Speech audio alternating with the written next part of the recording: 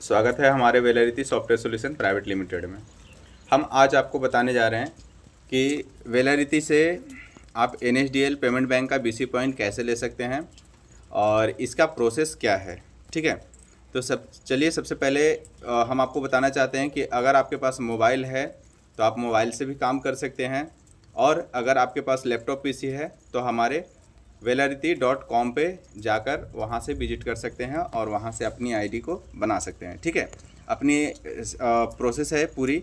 Registration करना है, उसके बाद लॉगिन करना है, लॉगिन करने के बाद आपकी पूरी केवाईसी करनी है कंप्लीट, और केवाईसी कंप्लीट करने के बाद आपको ऐसा डैशबोर्ड दिखेगा जो कि मैं अभी आपको मोबाइल स्क्रीन पे दिखाने जा रहा हूँ। तो मोबाइल स्क्रीन पे सारी प्रोसेस को एक एक करके बताऊँगा। जैसे कि सबसे पहले मैंने बताया आपको कि रजिस्ट्रेशन करना है, लॉगिन करना है और केवाईसी करना है, तो मैंने ये सारी चीज़ें कर रखा है। अभी हमारा डैशबोर्ड है। डैशबोर्ड पर आप जब रजिस्ट्रेशन करेंगे तो आपका ये वैलेट जीरो रहेगा। आपको काम करने के अनुसार आपको बैलेंस ऐड करना है। तो बैलेंस ऐड करने का हमारे पास 3 प्रोसेस है। सबसे पहले फंड रिक्वेस्ट है, जिसमें कोई भी चार्जेस नहीं रहेगा, फ्री चार्जेस है। ठीक है, उसके बाद यूपीआई और बैंक ट्रांसफ़र के ऊपर है।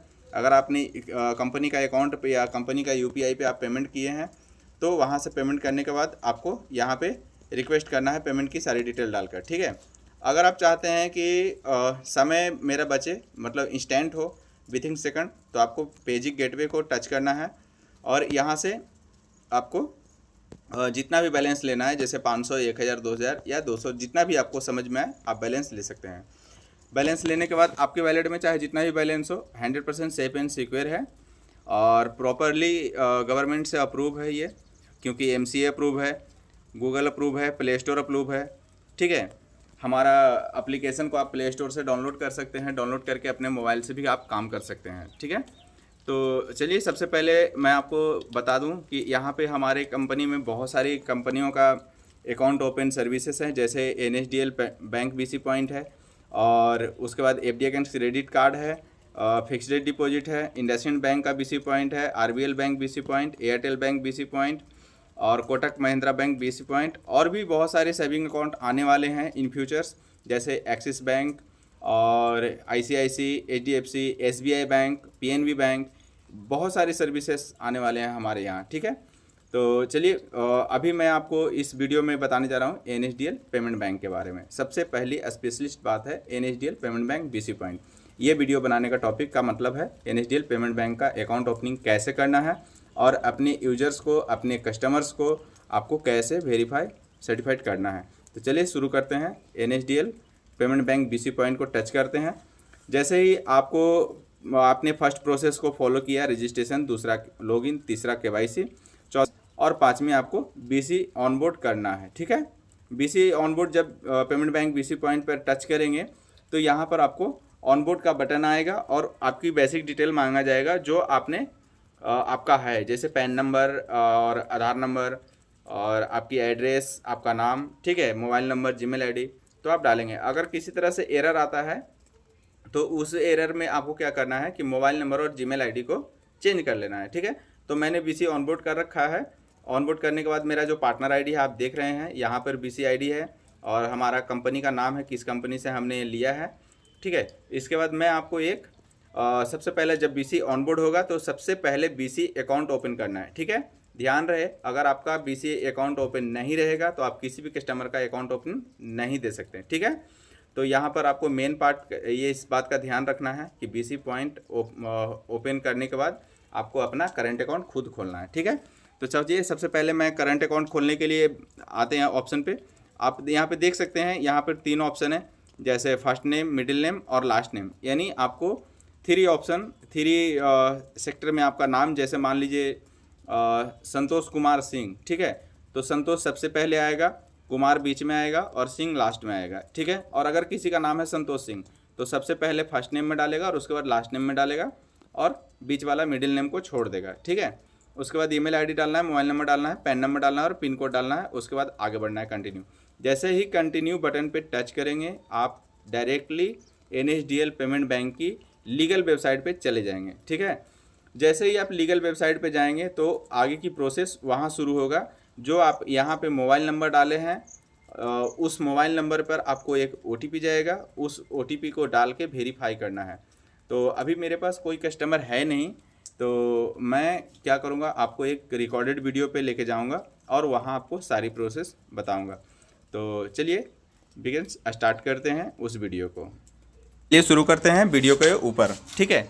तो हम आ गए हैं वीडियो के ऊपर और आपको पहले बताए थे कि जो नंबर देंगे उस नंबर पे OTP आएगा, आपको उस OTP को डालना है और OTP डालने के बाद सबमिट करना है। सबमिट करेंगे तो आपको प्रोफेशनल डिटेल दिख जाएगा, प्रोफाइल डिटेल जो आपका पहले से है, नाम वगैरह जो थोड़ा थोड़ा, ठीक है। और यहाँ पे कुछ एडिट करना है और टर्म एंड कंडीशन पे टिक मार करके आगे बढ़ना है।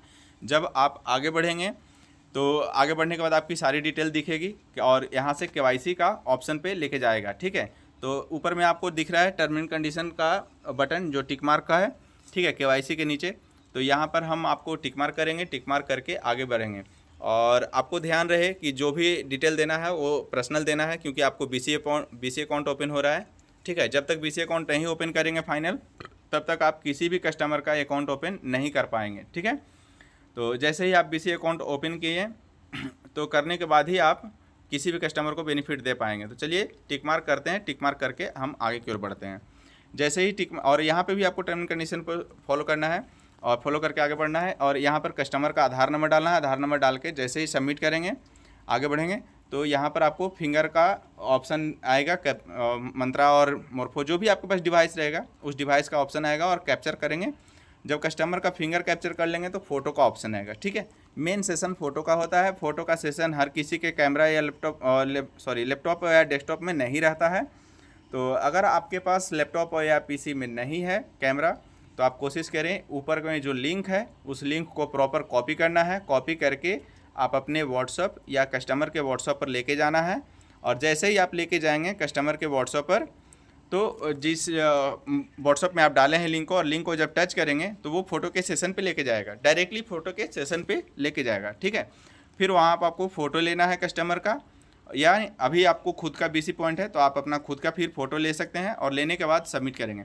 सबमिट करने के बाद इस क्रोम को रिफ़्रेश करेंगे।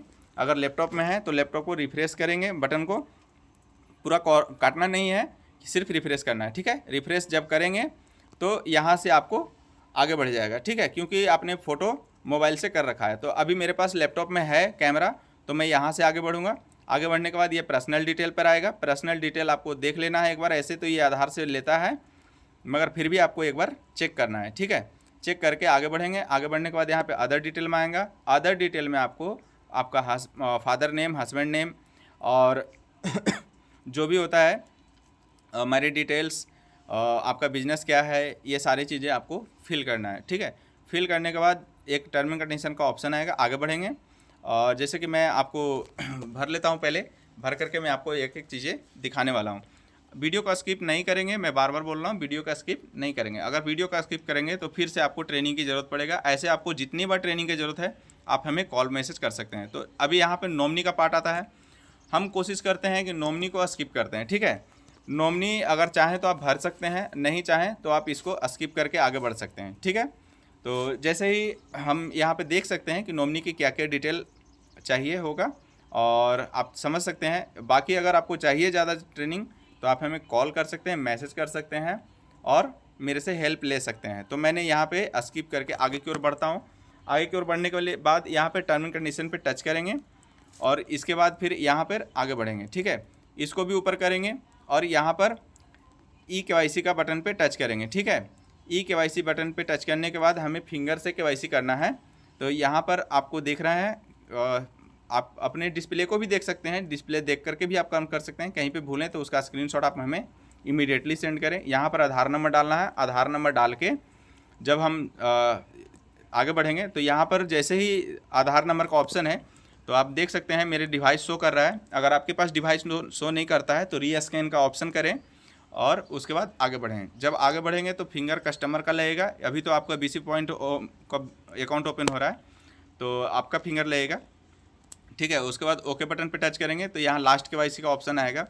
यहाँ पर अगर आप कस्टमर का अकाउंट ओपन करते हैं तो मेन पार्ट आता है कस्टमर का अकाउंट ओपन करते समय कि आपको AEPS अलाउ करना होता है, ठीक है। जब AEPS अलाउ करते हैं तभी कस्टमर AEPS से बेनिफिट उठा पाता है।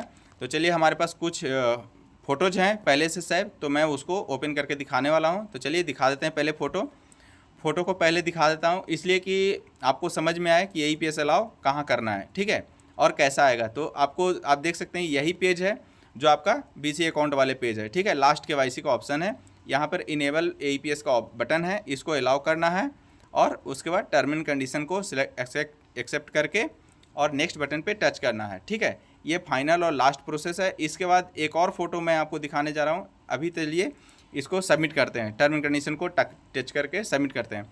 सबमिट जैसे कि ये कांग्रेचुलेसन का मैसेज आ गया, हमारा अकाउंट ओपन हो गया और अकाउंट ओपन होते ही हमारे सारी डिटेल्स आ गए, अकाउंट नंबर, नाम, कस्टमर ID सब कुछ आ गए, ठीक है। तो चलिए इसके आगे हम कुछ और फोटोज़ हैं जो आधार सीडिंग के बारे में बताने वाला हूँ।